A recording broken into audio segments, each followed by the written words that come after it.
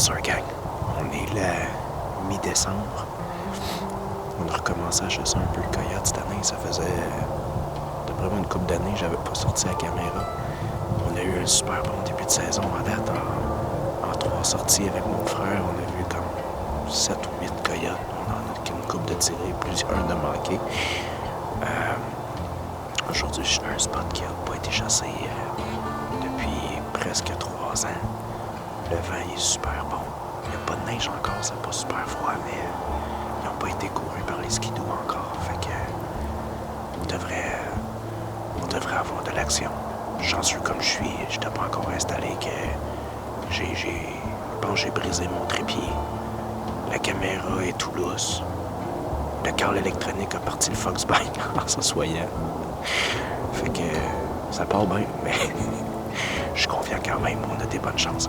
La seule chose ici, c'est que je suis au câble électronique au lieu du câble à bouche à comparer à d'habitude parce que j'ai très très grand terrain à couvrir.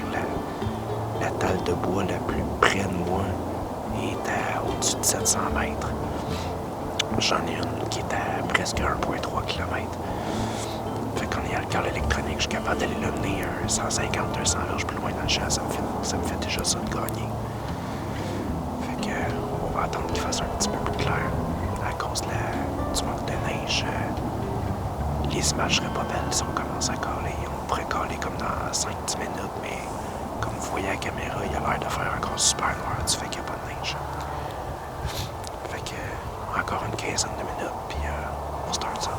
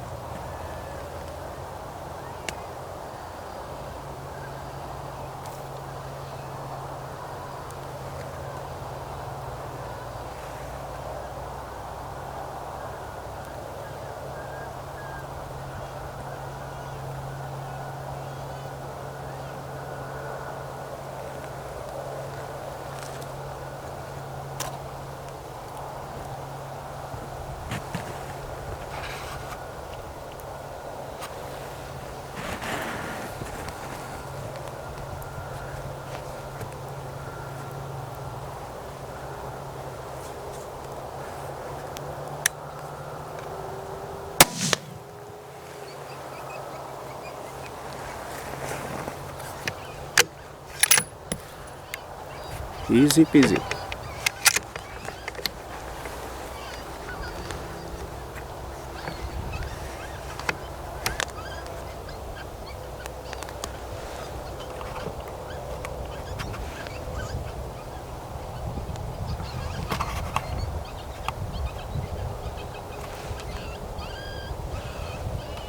J'ai manqué le kill shot à cette calice. Fait chier. Bon, des images pareilles. Il y en a un autre qui s'en vient. On va peut-être pouvoir me rattraper pour mon kill shot de tout à l'heure. Il va être plus nerveux par exemple.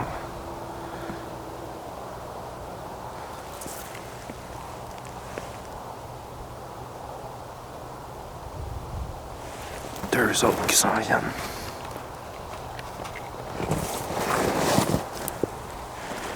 On va prendre le même chemin. Placer tout de suite le gun.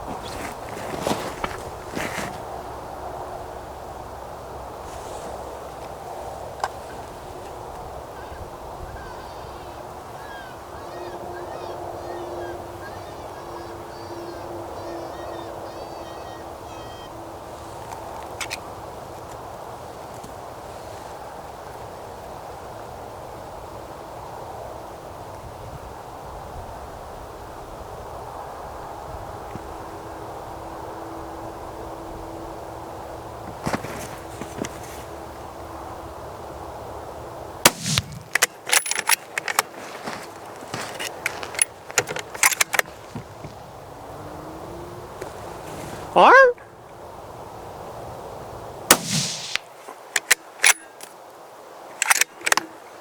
Oh! Ça, c'est mieux. Là, je pense que je les ai eu sur la cam.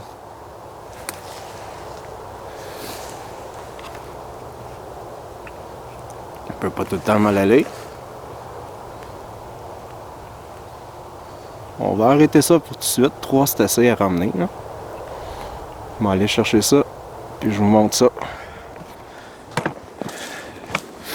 Le matin, il avait mal parti avec les bris d'équipement. Puis le Fox-Bang quand c'était pas le temps. Mais je me suis rattrapé avec un triplé.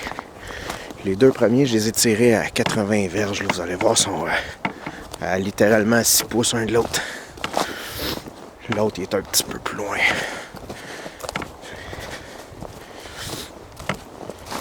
Wow! La fourrure est vraiment superbe. Oh, wow, mais quel beau coyote! Oh, lui, il s'en va chez le taxidermiste. Wow! Fait que je vais chercher l'autre, puis je viens vous montrer ça. Yes sir, gang! Ça faisait un bout que j'avais pas sorti la caméra, puis on a eu un début de saison quand même assez productif là, en 3 sorties. On a fait, je pense qu'on a sorti 6 ou 7 coyotes. On en a tiré une couple là-dessus. Fait que ça m'a donné le goût de ressortir la caméra. Puis j'avais un spot ici, comme je disais ce matin, que j'ai pas chassé depuis une couple d'années. Ça a toujours été un bon spot avant que les skidoo se mettent à se promener. Fait que, comme de fait, j'ai eu beaucoup d'actions. Ça a vraiment, vraiment mal parti avec, c'est ça, l'histoire du Foxbine et tout. Mais regarde, ce que je veux vous parler, c'est vous montrer comment que ça s'est passé un peu, puis pourquoi le câble électronique est pratique par moment. De la manière que j'ai été installé, j'avais le câble électronique à environ un 130-140 verges en avant de moi. Le vent s'en venait du câble vers moi dans la ligne de fossé. Tous les coyotes que vous voyez sur caméra s'en vont pour faire un grand rond autour de moi pour contourner le son. J'aurais pu les tirer 100 fois pareil. J'aurais été au câble à bouche, ces coyotes-là seraient toutes morts, ça n'aurait rien changé.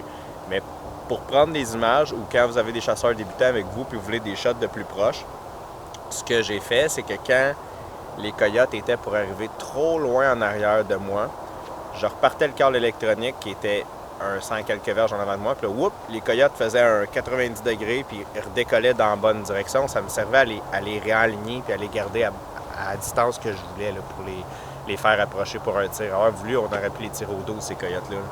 Les 2 premiers, je les ai tirés à 85 verges.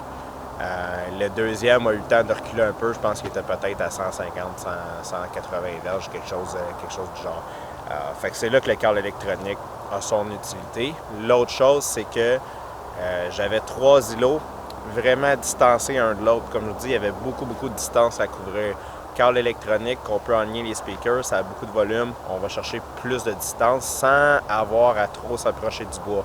Si j'aurais été au câble à bouche, il aurait peut-être fallu que je fasse un choix. J'aurais choisi le premier îlot, le deuxième, le troisième, puis je me serais placé plus près de cet îlot-là pour être sûr d'avoir assez de volume pour me rendre.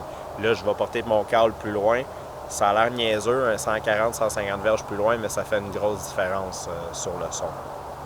Fait que ça start bien la saison. Deuxième chose, vous voyez, le premier, il est rentré tout seul. C'est l'utilité des muzzle break. Il y en a beaucoup qui n'y croient pas, pourtant on le voit régulièrement au coyote. Le premier coyote est arrivé, je l'ai tiré à 85 verges. Les patchs de bois sont toutes à 700, 800, 900 verges autour. Le son est tellement dispersé dans le champ avec le muzzle break que ces coyotes-là qui étaient encore dans la patch de bois n'avaient aucune idée de où ce son-là provenait, puis le son avait l'air beaucoup moins fort pour eux à l'autre bout. Parce que même si j'étais enligné directement vers eux, le son était dispersé gauche-droite aussi. Ça a pris... j'ai fait du pop distress, puis après ça, j'ai reparti le câble électronique avec le lièvre en détresse. Je ne sais pas si ça a pris peut-être 7-8 minutes avant que ces 2 coyotes-là ressortent. Puis ils étaient honnêtement pas nerveux pantoute. Fait que le premier coup de carabine les a pas du tout dérangés. Il rentrait super bien sur le câble. Le gros mâle, quand il a senti la première femelle, quand il a pogné le vent de la première femelle, il est venu la sentir. Il avait tellement aucune idée de ce qui s'était passé que je les ai tirés à même pas un pied un de l'autre. Il est venu sentir le premier coyote. Fait que c'est pour ça l'utilité d'un muzzle break, même sur des petits calibres. Oui, c'est plus dur ses oreilles. Essayez de penser à vous traîner des plugs parce que c'est dur sur le tympan à longue. Mais pour le coyote, ça fait une différence. Tout le monde dit « Ah ouais, tu tires un coup, il est mort, pas besoin du muzzle break. » Oui, en effet, après un coup, il était mort. Mais ça m'a permis de faire sortir les 2 autres qui avaient moins de soupçons. Est-ce que ça aurait marché pareil, pas de muzzle break? Peut-être. Mais j'ai vu souvent des cas où on tire et les coyotes n'ont aucune idée de où le son vient avec un muzzle break versus pas de muzzle break. On a vécu la même chose hier avec mon frère. Il a manqué le premier coyote à 300 verges. Le coyote a pris le bois, l'autre était dans le champ encore. Il regardait partout, il se demandait ce qui se passait. Un peu de pot de stress. Il est venu se planter exactement à la même place, 300 verges, puis là, on a récolté celui-là. Fait que un bon début de saison, puis je vous souhaite à toutes une bonne saison. Le mois de janvier arrive tranquillement, pas vite. Ça va être le temps là, de sortir vos carabines puis aller jouer dans la neige. Bonne chasse, gang!